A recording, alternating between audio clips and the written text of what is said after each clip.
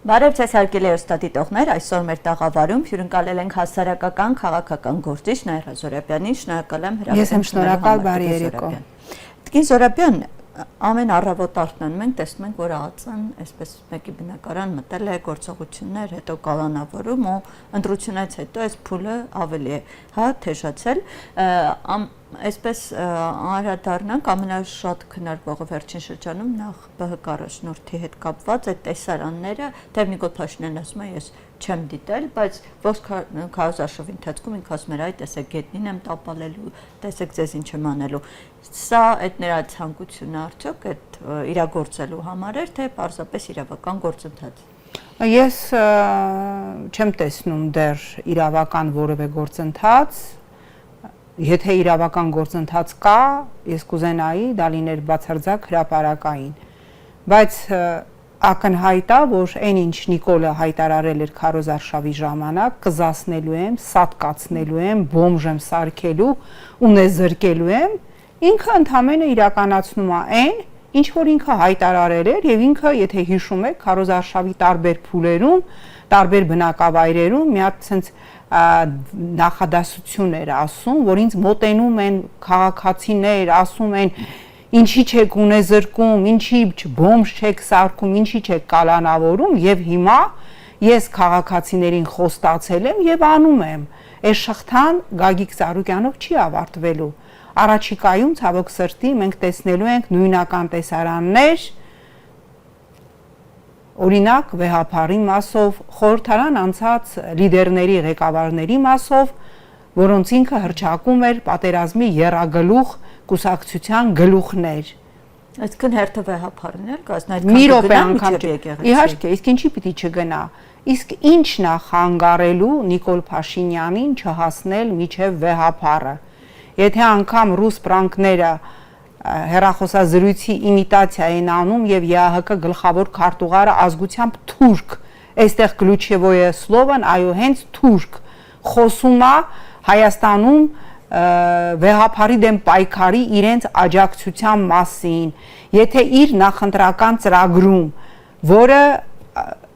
դրվել է քվեարկության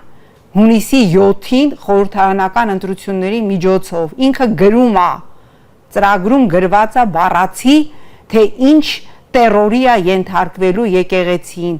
վեհապարի հանգստի կոչում, տեղապահի նշան, ամեն ինչ կանի, ուրեմն եթե ձեզ թվում է,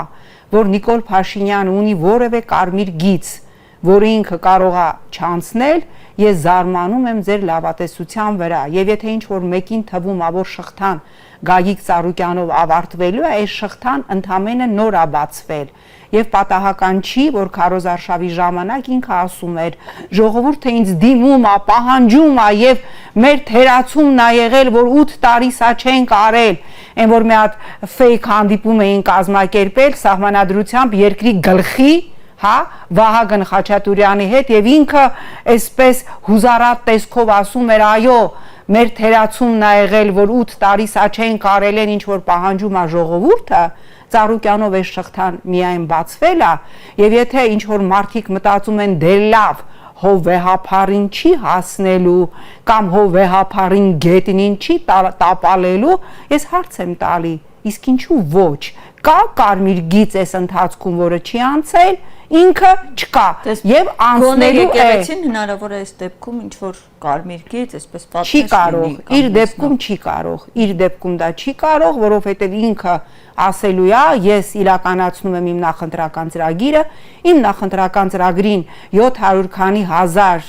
ՀՀ քաղաքացի տվել է հավանություն, իմ նախընտրական ծրագրում գրված է, որ վեհապարը պիտի կոչվի հանգստի, պիտի նշանակվի տեղապահ։ Հիմա վեհապարը դիմադրում է, եւ քանի որ դիմադրում է, ես իրան տապալելու եմ գետնին, վերջ։ Տիկին Զորաբյան, Արեգնաս Մանուկյանի հետ կապված այս պահի նույն գործի շրջանակներում է,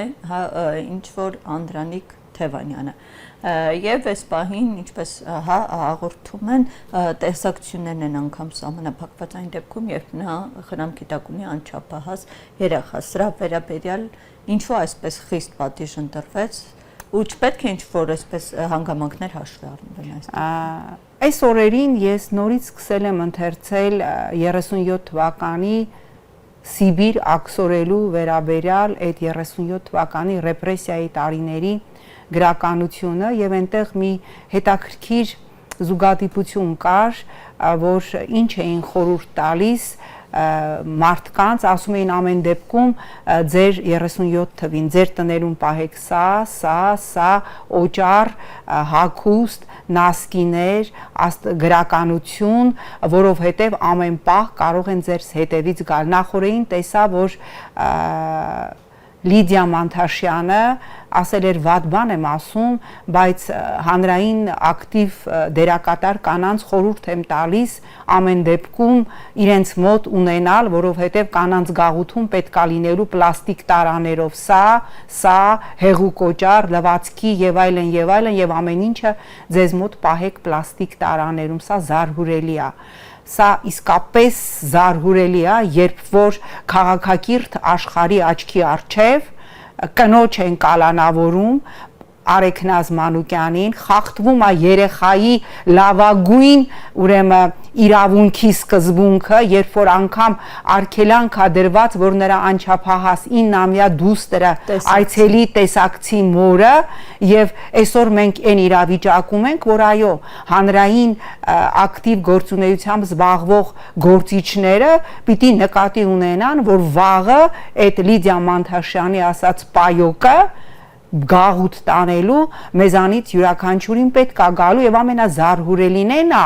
որ այս ամենը տեղի է ունենում քաղաքակիրթ աշխարհի առջև եւ քաղաքակիրթ աշխարհի լիդերներից մեկը Ուրսուլա ֆոն դեր Լայենը գալիս է այստեղ եւ հայտարարում է, որ շնորհավորում եմ ժողովրդավարական ընտրությունների կապակցությամբ եւ տալիս են ֆորը այս իշխանությանը իրենց բոլոր բռնարարքները արդարացնելու վատ թարագույն մի ձևակերպմամբ, որ այո, ժողովրդավարությունը երբեմն պահանջվում է, որ ոտնահարվի մարդու իրավունքը։ Վերջերս էլի հերթական գումարը, հա, դրեց Հայաստանի հիբրիդային դեմ պատերազմի պայքարում։ Դե դա սա աբսուրդ է, էլի, ասենք, այնքան, հա,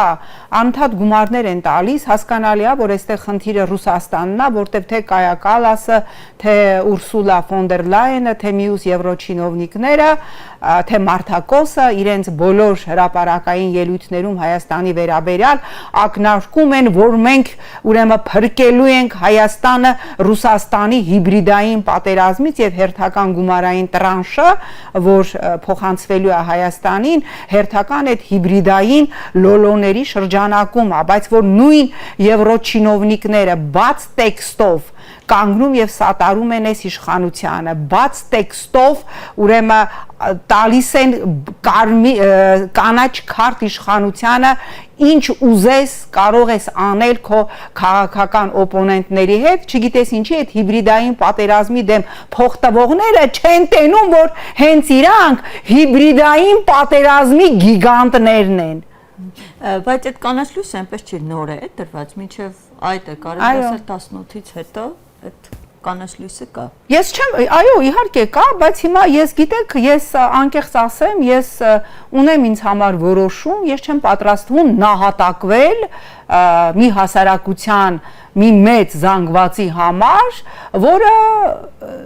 չի գիտակցում ինչ է սպասվում իրեն։ Ես չեմ պատրաստվում իրենց համար ուղակի դառնալ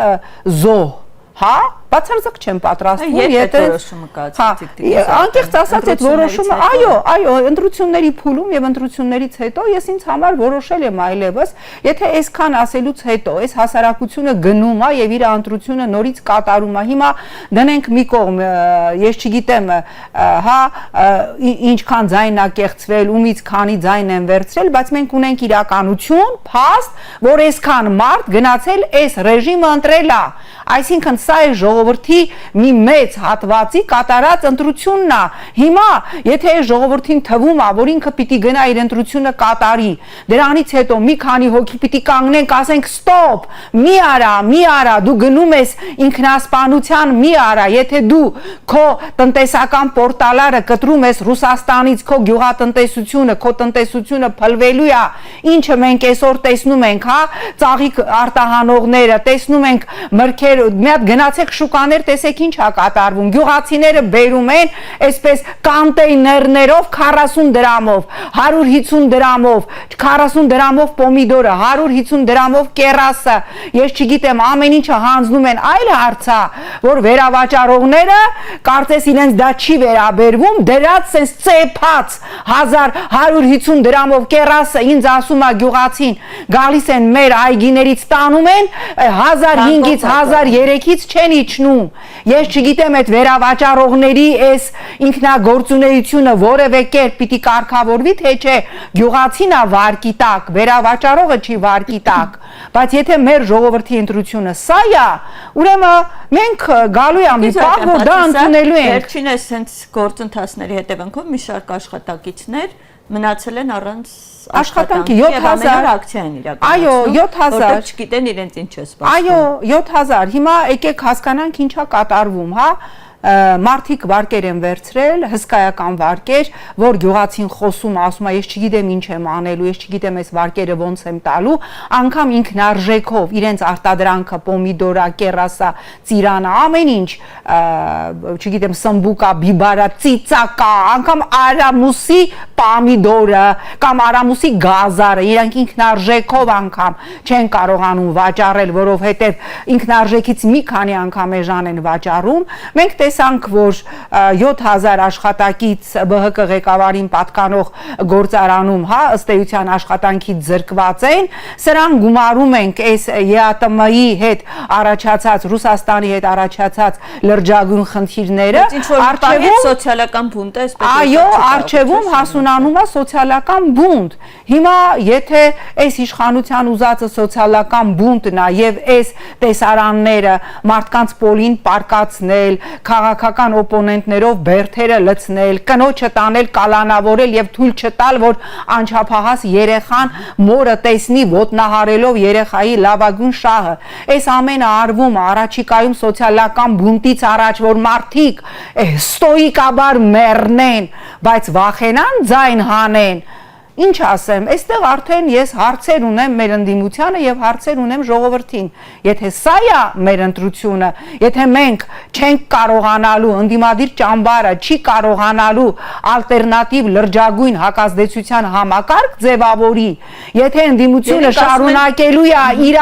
տարբեր տելեգրամ կանալներով չիջնել օրինակ երրորդ նախագահի վրայից, որը ես որևէ կերպ չեմ հասկանում, թե ինչի են դա անում, օրինակ Նիկոլ Փաշինյանին թողած, եթե սա է մեր արձագանքը, մեր ձևավորած հակազդեցությունը այս ռեժիմին, ուրեմն Նիկոլ Փաշինյանը ամենաարդար բանն է, որ տեղի է ունեցել եւ շարունակում է տեղի ունենալ մեզ հետ։ Տիկին Զորաբյան, իրենք ասում են մենք մանդատները վերցնում ենք, հենց գնանք խորհրդարան, որպեսզի պահը եկած, հա, երբ որ պահը կա, մենք կամ իմպիչմենտ սկսենք, կամ փողոցային պայքար գնահատենք։ Okay, ես բան չունեմ ասելու։ Ես իդեպ չեմ ասում իրանք ինչի են մանդատները վերցնում, ի տարբերություն մյուսների, որտեղ մանդատ չվերցնելու ալտերնատիվը, թե այս պահին, եթե իրանք մանդատները չվերցնեին, ինչ պիտի անեին, ես չեմ տեսնում։ Պարզա, որ այս պահին իրենք փողոցային պայքար չեն կարող գեներացնել եւ ամեն դեպքում մանդատները վերցնելը այս իրավիճակում չեմ ասում լավագույն, չարյաց նվազագույններ, բայց ես չեմ տեսնում համակարգված ընդդիմադիր ճակատ։ Ես տեսնում եմ ընդդիմադիր տարբեր ուժերի մեջ իրանց մեդիա հարթակներով եւ իրանց տարբեր տրամաչափի գործիչների միջոցով գոտկատեղից ներքև հարվածներ։ Հիմա սա ինչի է արվում։ Սա այս փուլում ինչի է արվում, երբ որ մի հատ իրավիճակա, որ տնտեսությունը կարա փլուզվի, գյուղացիները չգիտեն ինչ անեն, հասարակության գերակշիռ մեծամասնությունը ապաթիայի մեջ է, դեպրեսիայի մեջ է, հետ ընտրական դեպրեսիա կուզեք անունը դրեք, ինչ կուզեք դրեք, մարդիկ էս վիճակում են եւ մարդիկ մի հատ սողանցք ճանապարհ են ուզում տեսնել, դա կարա լինի ընդդիմության համախմբումը, բայց այդ համախմբումը մենք չենք տեսնում, մենք տեսնում ենք Նիկոլ Կարապետյանը կոչ արեց, բայց կարծես օրակարգ հետագան Կոչին պետք է հետևեն կոնկրետ օրակարգի ձևավորում ճանապարհային քարտեզ։ Հուսանք առաջիկայում, երբ որ առաջիկա օրերին մանդատների բաշխումը կլինի, կպարզեն ով է գնում, ով չի գնում, այդ օրակարգը համախմբման մենք կտեսնենք։ Այլապես մենք հաջորդ մեր եթերին ասելու ենք ինչի սենց եղավ, այն մյուս եթերին ասելու ենք բա ավելի վատ եղավ, բա այս անգամ ում պարկացրեցին պոլին, բա այս անգամ ում կալանավորեցին եւ այսպես գնալու հասնելու ենք մի օր ստացվելու է իրավիճակ, որ ես չեմ ինչ չեք գտնելու, որ գամ ձեր եթերին, որտեղ լնելու եմ Աբովյանի կանանց եւ անչափահասների գաղութում։ Վատատեսական։ Դե հիմա ես չեմ ուզում, որ վատատես, ես ուզում եմ մենք լինենք իրատես։ Մեր խնդրեմը այն է, որ ես հասկանում եմ, ես նաև հասարակությանն եմ հասկանում, ինչի է մեր հասարակությունը տենց ինքնամոռաց գնում տարբեր վարդավառների, տարբեր փառատոնների, դա միանշանակ հասկանալի է, պետք չի վիրավորել ժողովրդին եւ ասել, ինչի ես դու գնում ուրախանալու, որովհետեւ հասարակությունը հիմա այնպիսի մի իրավիճակում է, որ այսպես բլոկ է դրել։ Ինքը չի ուզում նեգատիվ ինֆորմացիա լսի, ասում է մի ասա ինձ եւ ինքը կարճում է այդ fake ուրախության, չգիտեմ, յարմարկաներից, ֆեստիվալներից, ես չգիտեմ տոնախմբություններից, որովհետեւ դու չես կարող ժողովրդին ասել պատերազմից հետո դու անդադ պիտի լինես անդունդի մեջ եւ անդադ դու չպիտի տեսնես այդ փրկության հույսը եւ նորից այստեղ գալիս եմ ամենակարևորին ընդդիմությունը պիտի ոչ թե մեղադրի ժողովրդին ասի, դե ժողովուրդը պատրաստ չի փողոցային պայքարի, դե ժողովուրդը չի ուզում, ժողովուրդը ունակ չի, երբ որ ժողովուրդը կասի, երբ որ չէ, ժողովուրդը քանի անգամ պատերազմից հետո համենայն դեպս ժողովրդի մի adekvat հապտված ապացուցել է, որ առաջին իսկ կանչի դեպքում, եթե տեսել է համախմբված ընդդիմություն, որտեղ իրար քացով չեն տալիս, այլ տեսել է իրական ազնիվ համախմբում, եղել է առաջնագծում։ Հիմա էլ է լինելու, եթե տեսնի այդ իրական համախմբումը։ Եվ Տիկին Զարաբյան վերջում այդ խորհրդարանում փաստորեն թե ղեկավար կազմում, թե նոր պատգամավորներ են լինելու, այդ աշխատանքը ոնց է պատկերացնում։ Մենակ ընդդիմադիրները ասում են մենք չենք գնում այնտեղ իրենց այդ նախագծեր քննարկենք։ Գիտեք, մյուս կողմն էլ ասում է եկեք տեսեք ձեզ ոնց ենք դաստիարակում, այս պայմաններում աշխատում։ Բացարձակ ինձ չի հետաքրքրում այս խորհրդարանը, որտեղ սա լինելու է Հայաստանի անկախության պատմության ամենավատ թարագույն խորհրդարանը բոլոր առումներով։ Ես երբևէ չեմ հետևել խորհրդարանի աշխատանքին եւ իմ ավանդույթը շարունակում եմ պահել եւ երբևէ չհետևել, որտեղ այնտեղ չկա մարդ, որ ես ասեմ, վայ մի հատ լսեմ տենամ ինչ ասեց եւ չկա օրակարգ, որ ասեմ, այս պահին չկա, որ ասեմ, այս օրակարգը կարող է բերել փոփոխության, իսկ բոցաշունչ ելույթներ լսելու ես բացարձակապես որևէ ցանկություն եւ տրամադրություն չունեմ բոցաշունչ եւ անիմաստ ելույթ լսելու փոխարեն, ավելի լավ է ես մի հատ լավ գիրք կարդամ կամ մի լավ երաժշտություն լսեմ։ Շնորհակալ եմ ձեզ զրույցի համար, Տիկին Զարաբյան։ Հարգելի ստատիտողներ, մեր զրուցակիցը այսօր հասարակական քաղաքական գործիչն Արա Զորաբյանն է։ Շնորհակալ եմ զրույցին հետևելու համար, կհանդիպենք։